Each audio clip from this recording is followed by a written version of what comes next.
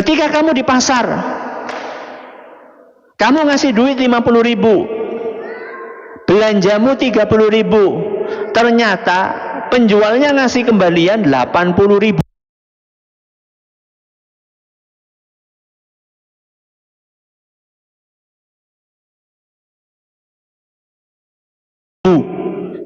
Ya, kebanyakan.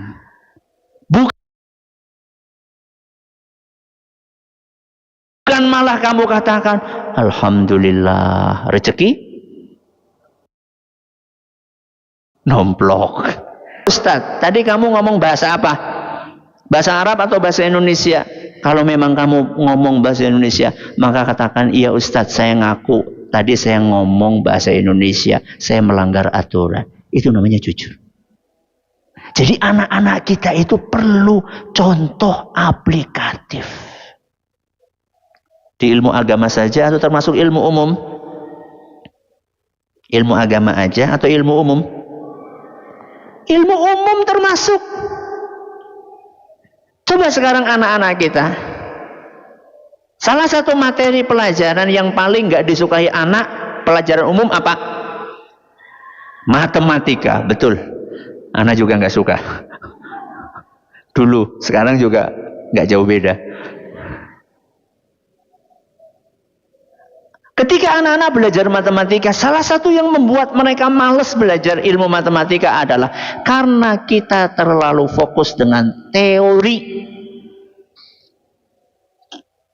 Kita nggak sampaikan kepada anak kita manfaat kita belajar ilmu matematika dalam kehidupan itu apa. Contoh misalnya kita belajar tentang sudut. Tentang apa? Sudut. Seharusnya seorang guru itu ketika menjelaskan materi tentang sudut dalam ilmu matematika, seharusnya dia itu ikut menjelaskan, nak, kalau kamu paham sudut ini, kamu bisa praktekkan ini dalam kehidupan keseharian. Contoh misalnya, ketika kamu akan nebang pohon, bagaimana caranya supaya pohon itu jatuhnya bukan ke rumah, tapi jatuhnya ke tanah yang lapang di samping pohon tersebut. Itu bisa, nak, dengan cara mengukur sudut. Ayo kita praktekkan mana pohon yang akan kita tebang misalnya. Bukan di hutan ya. Pohon yang mungkin sudah tua gitu ya, perlu kita tebang. Coba ayo kita ukur. Anak-anak dibawa keluar, ada yang ukur ketinggian pohonnya, kemudian ada yang ukur jarak dari pohon ke rumah, jarak dari pohon ke lapangan. Anak tanya, anak-anak belajar matematika dibawa keluar, suka? Pol. Bukan suka lagi, pol. Menarik. Maka pelajaran biologi, pelajaran kimia, pelajaran fisika, seharusnya guru-guru itu gak cuma mengajarkan teori, tapi diajarkan kepada mereka aplikasi dari ilmu yang saya dapatkan ini dalam kehidupan real itu apa. Oke, dah ya, tugas guru apa tadi? Satu, memahamkan murid. Yang kedua, apa tadi? Memotivasi murid. Anak-anak kita insya Allah semuanya tahu kalau sholat hukumnya wajib. Insya Allah anak-anak kita tahu bahwa membaca Quran itu ibadah yang mulia. Kenapa ketika di rumah sholatnya kendor, ketika di rumah bacaan Qurannya kendor? Salah satunya adalah karena kurang motivasi. Motivasi yang saya maksud di sini adalah dari guru memotivasi murid, yang kemudian akan menghasilkan motivasi internal dari dalam diri murid, alias kesadaran. Selama ini lembaga-lembaga pendidikan kita rata-rata untuk mendisiplinkan santrinya lebih suka dengan pendekatan hukuman. Walaupun hukuman fisik sudah mulai banyak berkurang. Akan tetapi kita masih sering lebih suka cara-cara instan. Kenapa kita lebih suka cara-cara instan? Kenapa coba? Sesuai dengan namanya. Instan itu artinya cepat.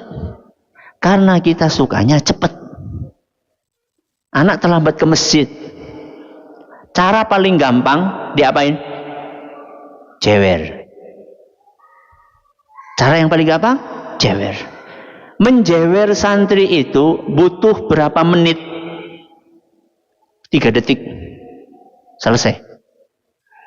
Kalau kita mencari cara motivasi, kita menggunakan cara motivasi, maka murid itu akan kita ajak duduk, kita nasihati keutamaan berangkat lebih awal ke masjid, keutamaan duduk ke masjid, ayatnya, hadisnya, pahalanya, perkataan para ulama. Butuh berapa detik? Butuh bermenit-menit. Kita lebih suka yang instan daripada yang tidak instan. Padahal yang tahan lama, yang instan atau yang tidak instan? Yang tidak instan. Ketika kita dudukkan murid kita, kita nasihati, kita sampaikan ayatnya dengan penuh penghayatan. Itu dengan izin Allah Subhanahu wa ta'ala akan membangkitkan motivasi internal, kesadaran di dalam diri santri-santri kita. Manfaatnya apa Ustadz? Manfaatnya adalah ketika sudah muncul kesadaran internal di dalam diri anak-anak kita, dimanapun dia berada, dia akan praktekkan. Kebalikannya, kalau dia menjalankan sebuah disiplin karena takut kepada bagian keamanan, karena takut kepada musyrif, karena takut kepada ustadz, begitu musyrif nggak ada, ustadz nggak ada, bagian keamanan nggak ada, apa yang terjadi? Dia tinggalkan semua kebaikan itu. Beda. Sesuatu yang instan dengan sesuatu yang membutuhkan waktu, itu beda efeknya. Makanya Rasulullah SAW diperintahkan oleh Allah untuk menyampaikan Al-Quran 30 juz. Berapa lama? Berapa lama? 23 tahun. 23 tahun. Padahal bisa nggak Al-Quran disampaikan dalam 1 tahun? Bisa. Idza arada syai'an an yaqula lahu kun fayakun. Allah itu ketika menghendaki sesuatu tinggal bicara kun, maka akan terjadi, tapi tidak dilakukan sama Allah. Allah Subhanahu wa ta'ala memahami betul, mengetahui betul bahwa karakter manusia itu lemah, butuh proses, butuh tahapan, butuh waktu. Oke. Motivasi itu caranya bagaimana Ustadz? 1. Menyebutkan keuntungan di dunia.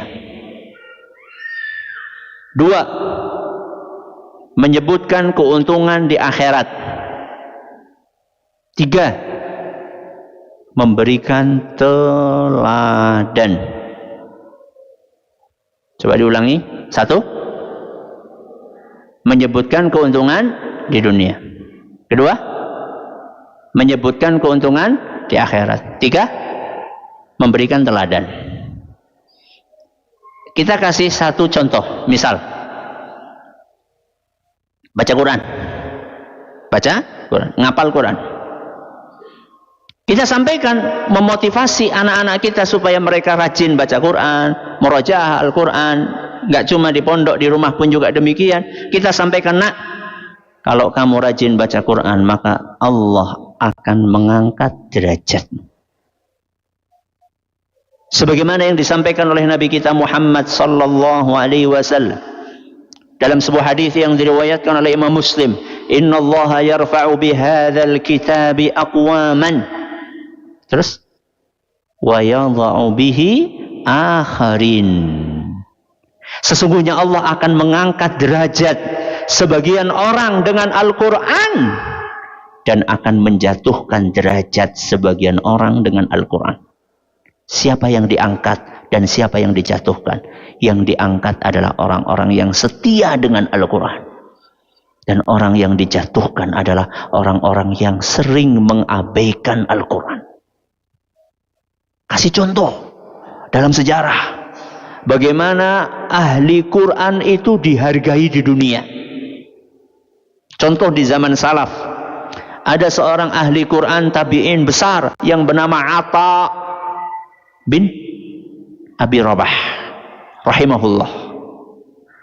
Secara fisik Atha ini punya banyak kekurangan. Secara apa? Fisik. Kenapa? Negro. Berarti kulitnya hitam. Gak cuma kulitnya hitam, tubuhnya pendek. Gak cuma tubuhnya pendek, hidungnya pesek. Lengkap sudah. Kekurangannya lengkap. Ya, maksudnya banyak banget kekurangannya. Tapi orang ini, kalau masyarakat pengen salaman sama beliau, ngantri di Masjidil Haram di Mekah.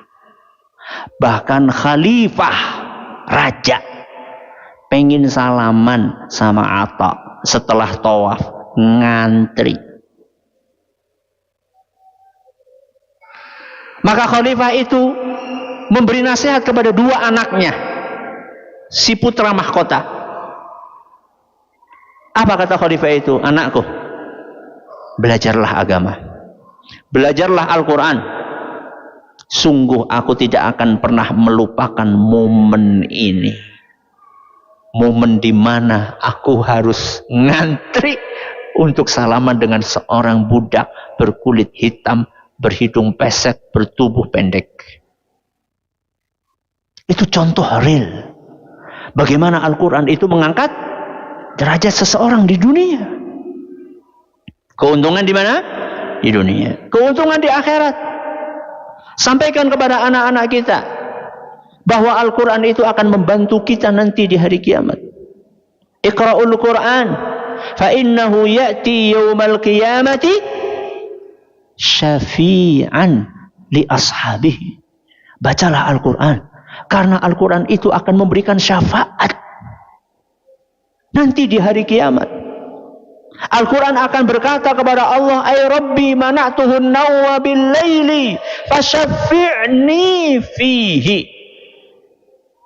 Wahai Rabbi, aku sudah berhasil untuk membuat orang ini ketika malam hari tidurnya berkurang demi membacaku. Maka izinkan aku untuk memberikan syafaat kepada orang ini. Bayangkan, ketika kita lagi kesulitan,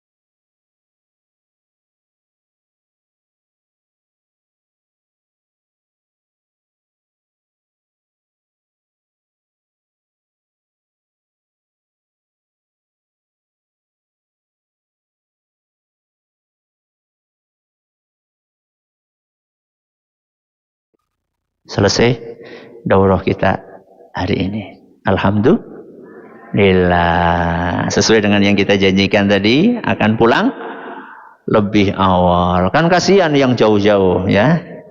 Betul?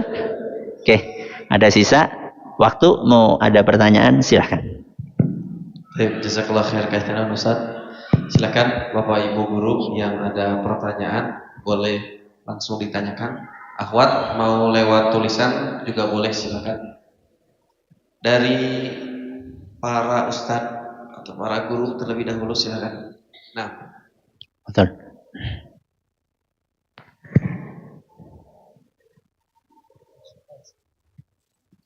Cik. Bismillah. Izin bertanya Ustadz, ini kejadian di sekolah kami.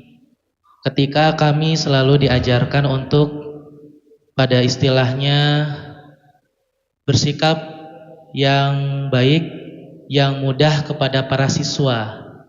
Cuman terkadang kami masih bingung. Sebetulnya batasan yang sesuai dengan yang diajarkan oleh Rasulullah dan para sahabat dan para ulama itu yang bagaimana? Karena terkadang ketika dipraktekkan kejadiannya sering kalinya itu malah siswanya menjadi seolah-olah oh gurunya sekarang jadi bestie, bahasanya seperti itu Ustaz. Jadi seolah-olah sudah tidak ada jarak. Kadang juga mereka melewati batas. Kadang-kadang seperti itu Ustaz. Sampai-sampai mungkin mohon maaf bahasanya itu yang namanya bersentuhan itu sudah tidak ada rambu-rambunya. Kadang merangkul malah gurunya. Saking dirasa bestinya. Seperti itu Ustaz. Jadi ahsannya itu bagaimana kita sebagai seorang guru itu memberikan pedoman kepada siswa-siswa kita, anak-anak kita itu terkait dengan namanya batasan. Ya, ada mungkin juga di antaranya. Mungkin seperti itu Ustaz. Ya. Jazakallah khairan. Terima kasih atas pertanyaannya. Saya akan awali jawaban ini dengan sebuah cerita. Anak awali dengan cerita. Kami di Tunas Ilmu di Purbalingga itu salah satu tingkat pendidikan yang kami buka adalah setingkat SD. Setingkat SD. Antum tahu sendirilah anak SD bagaimana. Waktunya sholat pada apa? Bercanda. Waktunya pengajian pada ngobrol sendiri. Dan itu pun kami alami. Alhamdulillah setelah sekian bulan dilakukan treatment, alhamdulillah saat sholat zuhur, karena mereka kan sholat zuhurnya di masjid. Saat sholat zuhur, alhamdulillah anak nggak dengar saat menjadi imam, nggak dengar mereka pada mainan, pada ketawa ketiwi. Alhamdulillah. Bahkan lebih sepi di sana daripada hari ini di sini. Ya, padahal mereka semuanya anak SD. Ya. Ketika kajian, anak kan punya kajian rutin. Adabul Mufrad. Sudah sekian tahun.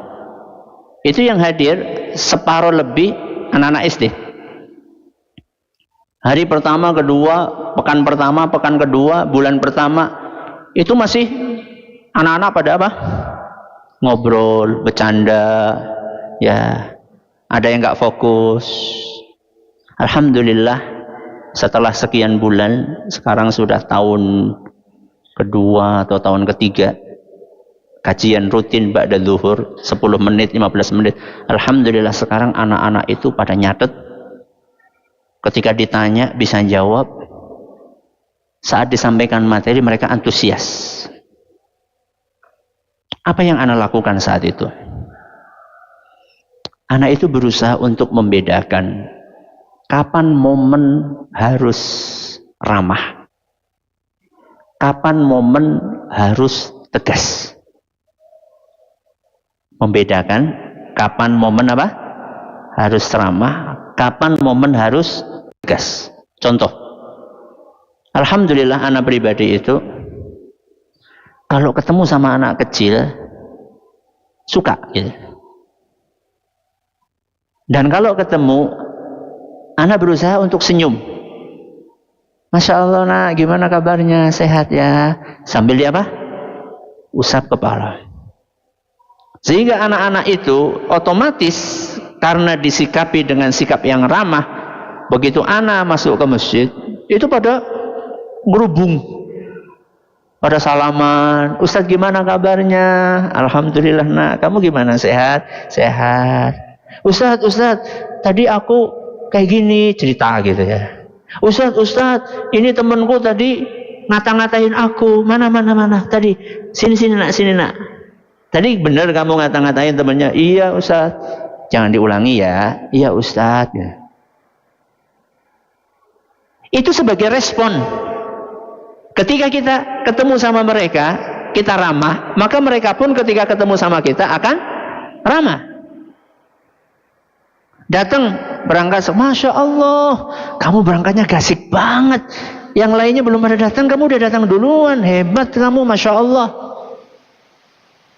Kamu tadi diantar siapa? Abi atau Umi? Diantar Abi. Alhamdulillah. Semangat ya nak. Itu momen ramah. Tapi ada saatnya. Momen harus tegas. Kapan momen tegas? Contohnya menjelang sholat. Jadi kalau anak sudah ngatur soft, kemudian masih ada yang tengok-tengok, masih ada yang sikut-sikut, masih ada yang injek-injekan, Mas, udah mau sholat, yang serius, kita mau menghadap kepada Allah. Raut muka langsung apa? Berubah. Antum perhatikan, ketika ketemu anak berangkat sekolah, Masya Allah, gimana kabarnya nak? Sehat? Siapa yang nganter? Alhamdulillah, kamu berangkat gasik banget. Lihat raut muka ini dengan ketika anak mau masuk, mau sholat, dia bercanda. Anak langsung mengubah raut muka anak. Nak, ini udah mau sholat. Nanti bercandanya. Langsung diem.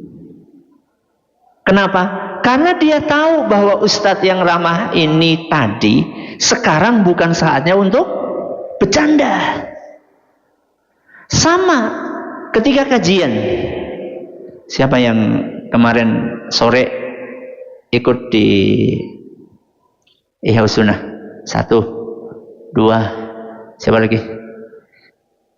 Apa yang anak lakukan ketika ada anak ngobrol? Anak suruh berdiri kan? Anak tuh nggak suka. Keramahan kita membuat mereka meremehkan majelis ilmu. Anak tuh nggak suka. Sehingga anak-anak itu, anak-anak SD itu tahu kalau ustadz itu saat menyampaikan kajian, kemudian ada anak yang tidak menghargai majelis ilmu, itu akan ditegur. Dan sekedar disebut namanya, itu buat mereka sudah sesuatu banget. Kenapa? Karena kajian itu live. Sehingga orang tuanya di rumah yang dengerin lewat radio, atau orang lain yang dengerin lewat streaming, itu tahu siapa nama yang paling sering disebut. Sehingga mereka hati-hati. Jadi salah satu cara treatmentnya itu adalah membedakan kapan momen ramah, kapan momen serius. Dan Rasulullah Sallallahu Alaihi Wasallam itu adalah sosok yang sangat tahu cara membawa diri. Ada saatnya Rasulullah Sallallahu Alaihi Wasallam menggandeng tangan seorang anak kecil. Bahkan Rasulullah SAW merangkul seorang anak kecil. Ada saatnya seorang anak kecil dicandai sama Rasulullah sallallahu alaihi wasallam ketika beliau berwudu, air yang ada di mulutnya diapain? Disemprotkan, tapi nggak sampai basah kuyup, bukan sekedar bercanda gitu ya. Dan itu diingat terus oleh sahabat. Ini momen ketika beliau ramah. Tapi begitu ada seorang pemuda datang kepada Nabi sallallahu alaihi wasallam minta izin untuk berzina. Sudah menyentuh nih prinsip agama. Sebagaimana anak-anak bercanda ketika sholat, itu sudah menyentuh prinsip agama. Maka Rasulullah SAW pun bersikap serius dan beliau bertanya, atarallahu li ummik, kalau perzinaan itu terjadi dan yang menjadi korbannya adalah ibumu, apakah kamu rela? La ya Rasulullah, tidak. Atarallahu li ukhtik, kalau perzinaan itu terjadi dan yang menjadi korban adalah adik perempuanmu atau kakak perempuanmu, apakah engkau rela? Atarallahu li banatik, seandainya perzinaan itu terjadi dan yang menjadi korban adalah putrimu sendiri, buah hatimu, apakah kamu rela? Jadi Nabi SAW itu ada saatnya beliau bersikap ramah, ada saatnya beliau bersikap tegas. Kenapa kok ada santri-santri yang kelihatannya kurang menghargai ustadz? Barangkali ustadz ini, ustadzah ini belum bisa membawa diri. Kapan harusnya ramah, kapan harusnya tegas. Wallahu a'lam. Ada yang lain? Silakan para ustadz atau ustazah.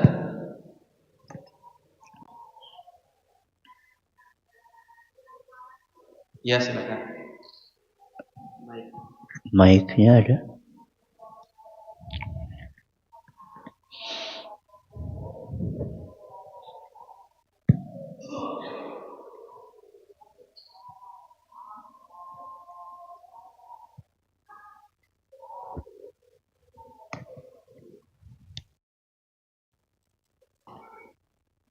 Bismillah, Afwan Ustadz izin bertanya.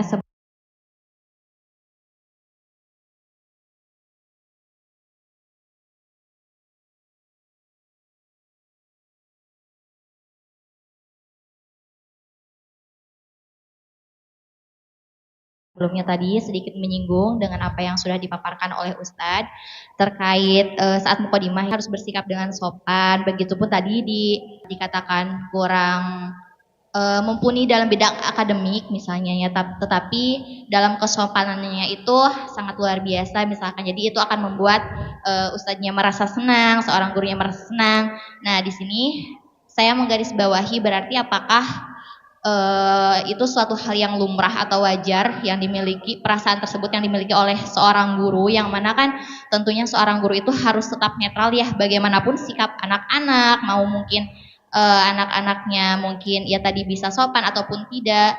Berarti apakah hal demikian kita memiliki perasaan senang terhadap satu anak yang sikapnya lebih sopan itu bisa dikatakan lumrah, Ustadz? Kemudian dan tidak sedikit dari hal demikian mungkin bisa sampai tidak sedikit juga ya di lembaga pendidikan, sehingga ada kasus sampai anak yang mungkin bisa dikatakan bagi kebanyakan orang itu nakal, mungkin tapi bagi saya sendiri bukan nakal ya, hanya saja perlu bimbingan, tetapi itu justru malah dikeluarkan dari sekolahnya, Ustadz, seperti itu.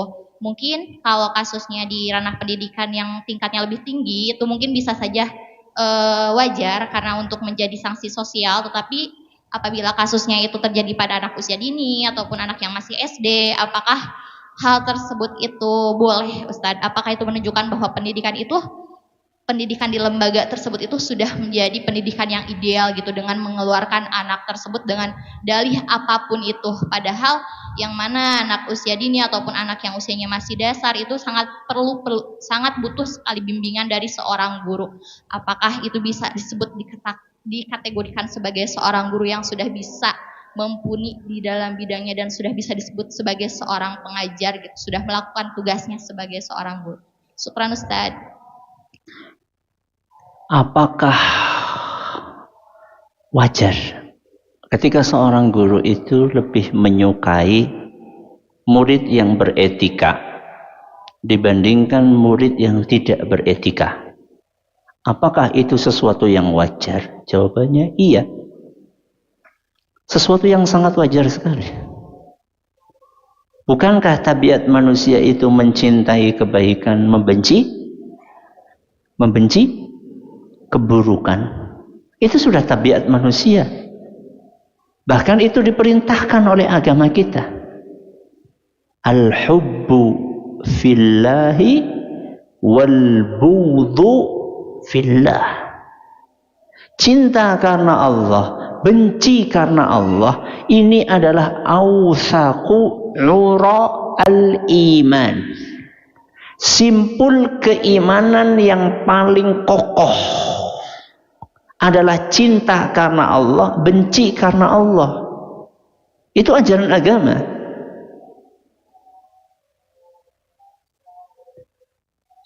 Makanya seorang ulama salaf mengatakan, bil adabi tafhamul ilma. Apa?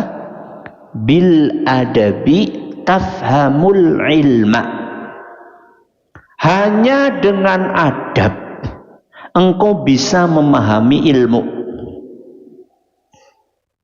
Jadi siswa yang beradab lebih gampang memahami ilmu dibandingkan siswa yang tidak beradab. Asy-Syaikh Al-Utsaimin hafizahullah, beliau menjelaskan kenapa kok adab berpengaruh kepada pemahaman. Karena guru itu punya perasaan. Perasaan ini bisa berubah-ubah. Ketika dia ketemu sama murid yang beradab, guru ini akan mengajar dengan penuh antusias, dengan penuh ketulusan, dengan penuh keikhlasan, dengan rasa senang, sehingga ilmu yang didapatkan oleh murid itu berkah. Sebab guru saat mengajarkan ilmu kepada murid tadi, dia mengajarnya dengan penuh antusias, senang, bahagia. Kebalikannya ketika guru ketemu sama murid yang tidak beradab, tetap diajar, tapi perasaannya gak nyaman, gak seneng dia. Nah, terus kenapa diajar? Ya sekedar menunaikan kewajiban. Perasaan tidak nyaman itu berpengaruh kepada keberkahan ilmu.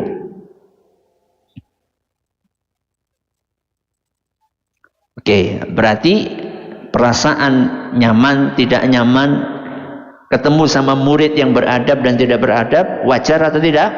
Wajar. Yang tidak boleh apa? Perasaan wajar ya. Yang tidak boleh adalah ketika kita berbuat zalim kepada murid kita. Itu yang tidak boleh. Karena perbuatan zalim itu haram kepada siapapun. Boleh nggak berbuat zalim kepada orang kafir? Nggak boleh. Berbuat zalim kepada maling, boleh nggak? Nggak boleh. Kepada siapapun perbuatan zalim itu haram. Apalagi kepada murid kita. Contohnya Ustaz, berbuat zalim kepada murid. Murid ini tidak kita ajar. Murid ini berbuat salah, kita biarkan.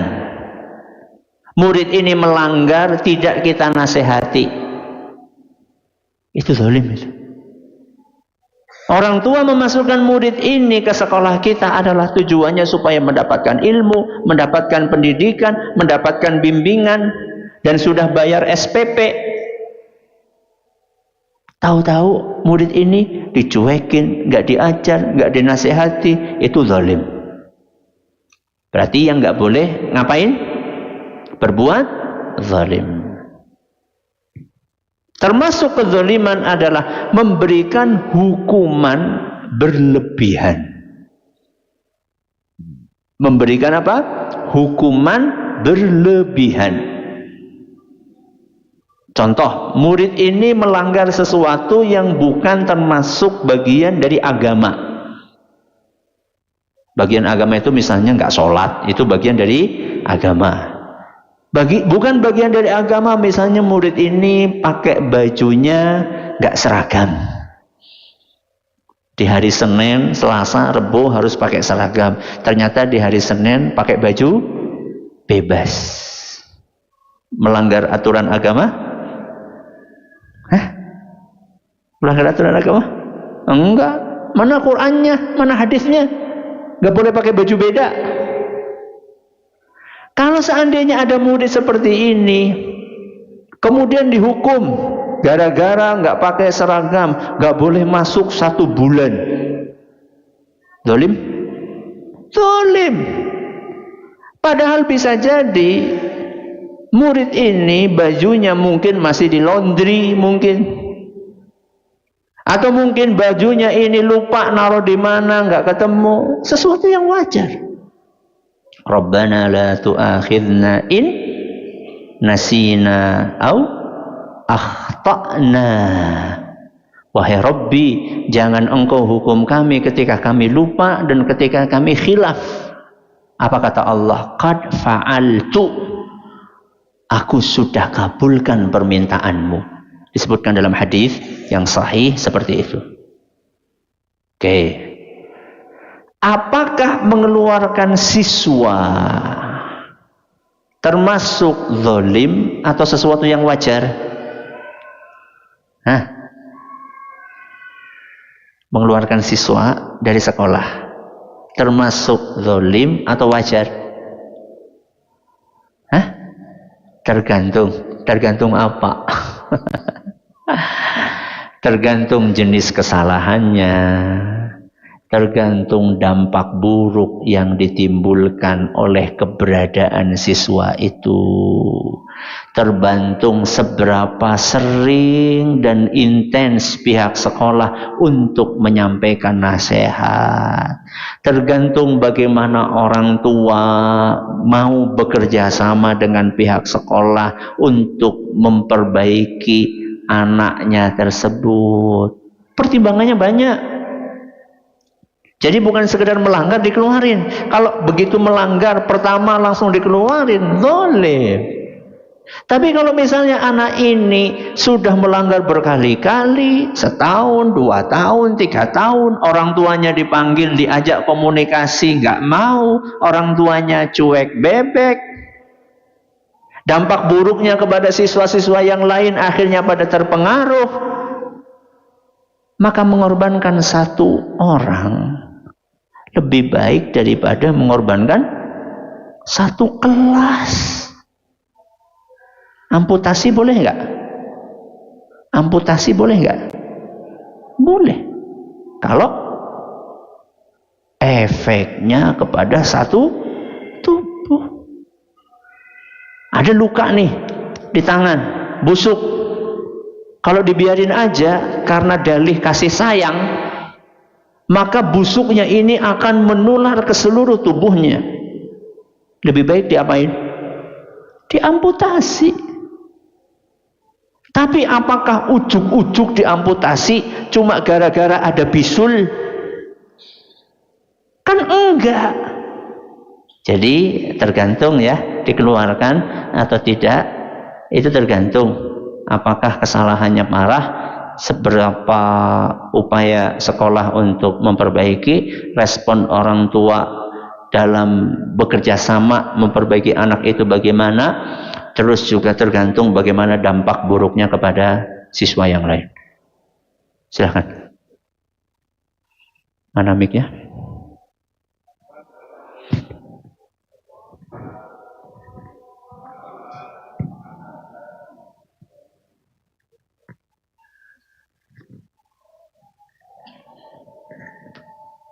Ini sebenarnya tentang bahan ajar yang disampaikan ke anak didik, terutama untuk mendidik adab ya. Di pesantren-pesantren salafiyah hampir mayoritas mempelajari kitab Ta'limul Muta'alim. Dan di dalam kitab itu banyak dipraktekkan oleh para ajengan-ajengan sepuh mendidik anak itu dengan cara seperti suntangan, kemudian ketika datang ustadz sambil jongkok gitu, tidak mau bicara saat ada ustadz datang, bahkan tetapi dengan metode itu lebih berkesan bahwa pendidikan adab itu berhasil. Bahkan sampai anak-anak dari kecil sampai besar itu taat kepada ustadznya, sampai untuk mencari jodoh rumah ustadz dan sebagainya. Penempatan kamu nanti dimukimkan dengan harus sebagaimana ustadz, itu taat sampai kakek-kakek itu dengan metode itu. Nah, bagaimana pendapat ustadz tentang metode itu? Tapi menurut sebahagian itu adalah berlebihan dan melanggar syariat, terutama dengan metode Ta'limul Muta'alim itu ketika bertemu dengan guru, suntangan dan sebagainya. Nah, ini yang saya tanyakan itu dalam rangka mendidik, apakah memang itu masih wajar atau gimana gitu? Ya, terima kasih atas pertanyaannya. Kuncinya adalah membedakan antara dua hal, penghormatan dan pengkultusan. Apa? Penghormatan dan pengkultusan. Yang diperintahkan di dalam agama kita, penghormatan atau pengkultusan? Penghormatan. Yang di dalam agama kita dilarang, penghormatan atau pengkultusan? Pengkultusan. Sehingga tadi yang disampaikan, cium tangan, ya, kemudian mendengarkan dengan seksama apa yang disampaikan guru, konsultasi dengan guru ketika akan menikah, itu termasuk penghormatan atau pengkultusan? Penghormatan. Berarti boleh? Boleh. Anak-anak kita, anak-anak SD, ya, ketemu sama gurunya, kemudian apa? Cium tangan. Salahnya di mana? Salahnya di mana? Ya. Di antara para sahabat itu terjadi. Antara sahabat Nabi SAW dengan Ahlul Bait, keluarga Nabi SAW, terjadi hal tersebut. Bahkan antara Fatimah radhiyallahu anha dengan ayahnya Rasulullah SAW pun terjadi hal itu. Jadi membiasakan anak untuk mencium tangan gurunya, ya, santri kepada ustadz, santriwati kepada ustadzah, ini sesuatu yang wajar. Yang penting niatnya bukan ngalap berkah. Niatnya bukan ngalap berkah. Niatnya apa tadi? Penghormatan. Boleh. Kalau apa namanya tadi? Duduk apa namanya tadi? Ngesot. Ya, ketika mau ketemu guru ngesot. Saya belum pernah menemukan riwayat bahwa sahabat melakukan itu kepada Rasulullah SAW. Saya belum pernah menemukan riwayat bahwa sahabat melakukan itu kepada Rasulullah SAW. Maka lebih baik tidak dilakukan. Lebih baik tidak dilakukan. Jadi kuncinya membedakan antara apa tadi? Penghormatan dengan pengkultusan. Sayangnya Ada sebagian orang karena takut terjerumus kepada pengkultusan, akhirnya tidak melakukan penghormatan. Itu yang terjadi. Sehingga murid tidak menghargai guru. Ketika lagi diajar ngomong sendiri. Ketika diberi arahan merasa lebih tahu dibandingkan gurunya. Gara-gara takut apa? Pengkultusan. Akhirnya terjerumus kepada tindak tidak menghormati. Dan dua-duanya sama-sama keliru. Mengkultuskan keliru, tidak menghormati juga keliru. Semoga bermanfaat. Barakallahu fiik.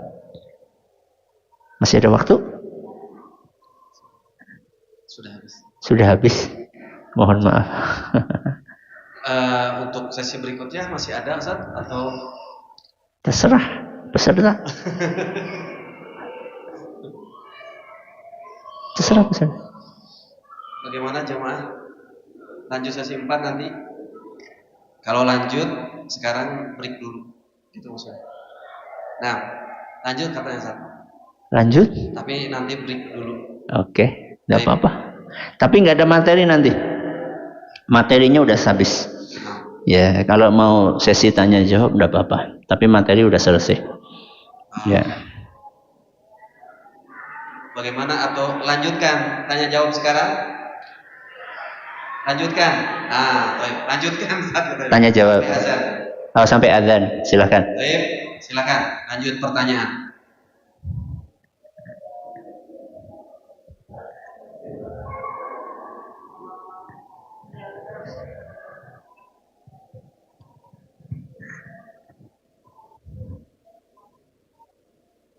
Bismillah, izin bertanya Ustadz.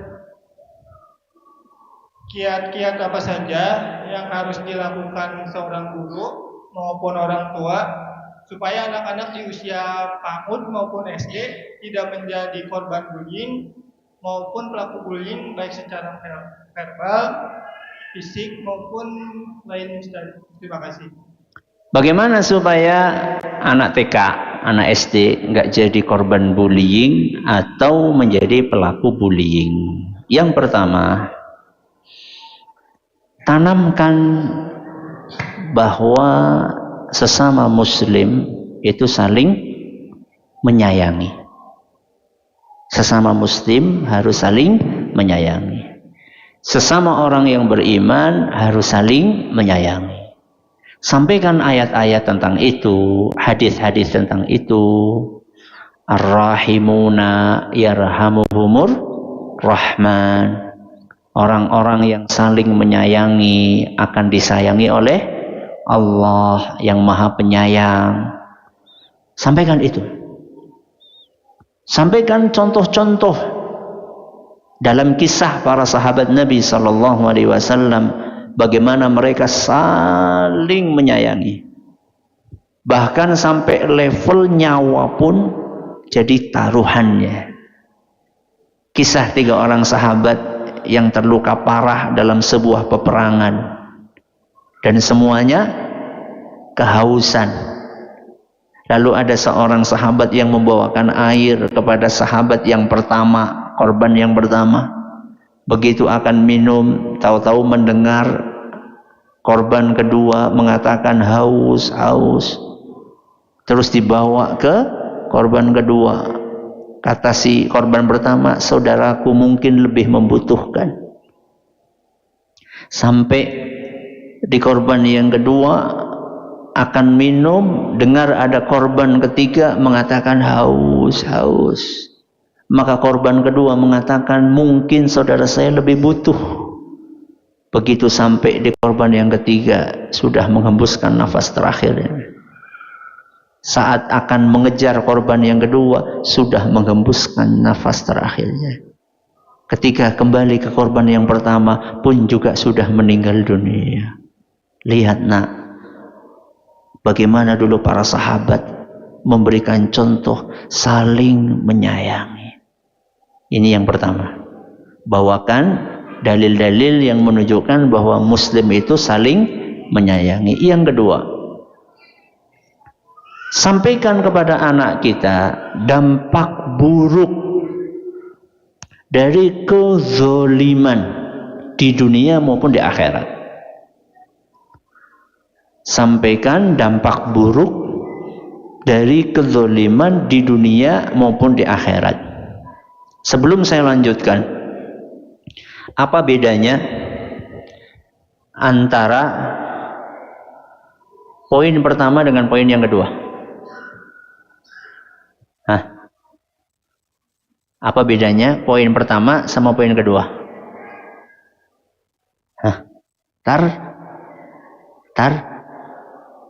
Tarhib sama tarhib, itu bedanya.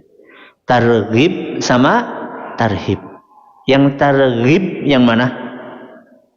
Yang pertama. Yang tarhib yang kedua.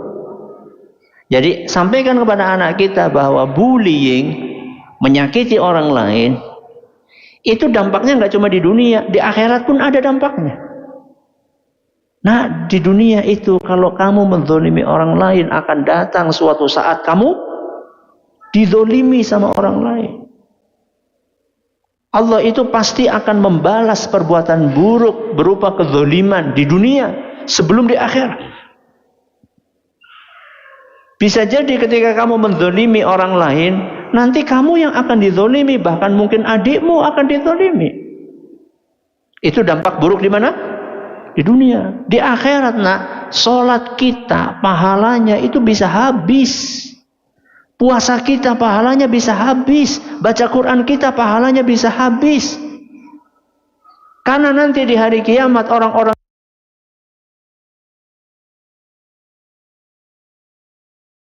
yang zalim pahalanya akan diambil sama, pahala kita dicabut, dosa orang yang terzalimi akan diambil, dibebankan kepada kita. Coba bayangkan, nak, kita capek-capek ngumpulin pahala, habis semuanya, lalu kita mempertanggungjawabkan dosa kita plus dosa orang lain yang pernah dizalimi. Jadi sampaikan apa namanya? Motivasi, ancaman itu. Yang ketiga, jelaskan bullying itu apa. Ada sebagian anak itu nggak ngerti bullying itu apa gitu loh. Dan kadang-kadang ada sebagian guru pun nggak ngerti bullying apa. Cuma sekedar bercanda gitu ya. Diambil apanya? Pecinya.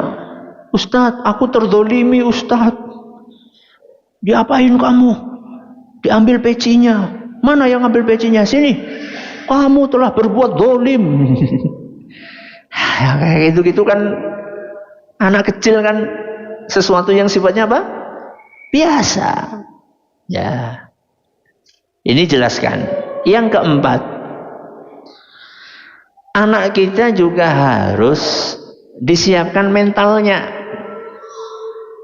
Jadi kadang-kadang anak kita ini mentalnya terlalu rapuh. Anak tanya sama antum, ketika antum dulu SD, pernah nggak diolok-olok? Pernah? Pernah nggak dipukul sama teman? Pernah. Nggak cuma dipukul, pukul-pukulan. Iya toh? Saat itu, hal itu adalah hal yang sifatnya apa? Biasa gitu loh. Bukan kok kita mengatakan itu biasa.